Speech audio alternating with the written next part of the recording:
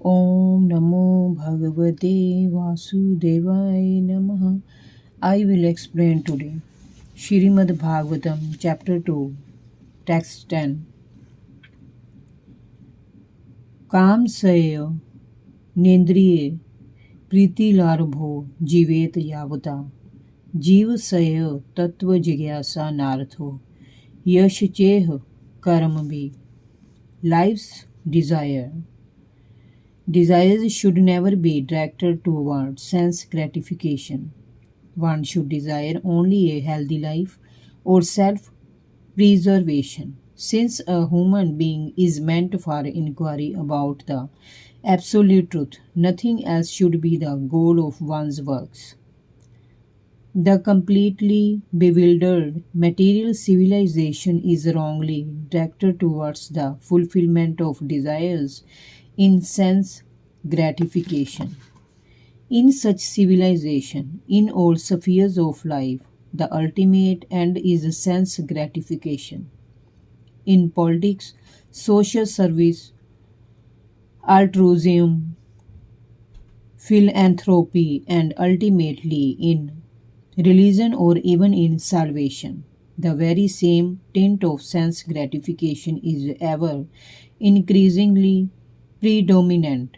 In the political field, the leaders of men fight with one another to fulfill their personal sense gratification. The voters adore the so-called leaders only when they promise sense gratification. As soon as the voters are dissatisfied in their own sense satisfaction, they dethrone the leaders. The leaders must always disappoint the voters by not satisfying their senses. The same is applicable in all other fields. No one is serious about the problems of life.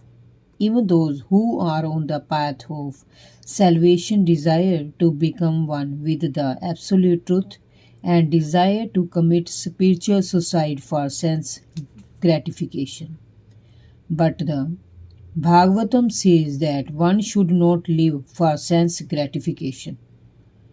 One should satisfy the senses only, in so much as required for self preservation and not for sense gratification, because the body is made of senses which also require a certain amount of satisfaction.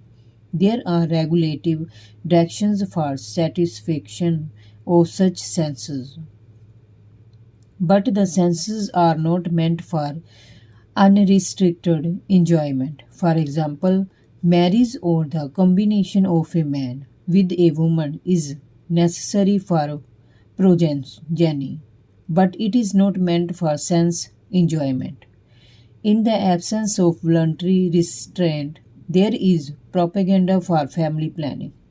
But foolish men do not know that family planning is automatically exhausted as soon as there is search after the absolute truth. Seekers of the absolute truth are never allured by necessary engagements in sense gratification, because the serious students seeking the absolute truth are always overwhelmed with the work of researching the truth.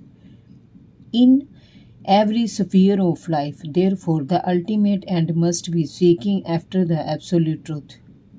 And that sort of engagement will make one happy, because he will be less engaged in varieties of sense gratification. And what that absolute truth is explained as follows. Om Namo Bhagavate Vasudevaya Namaha.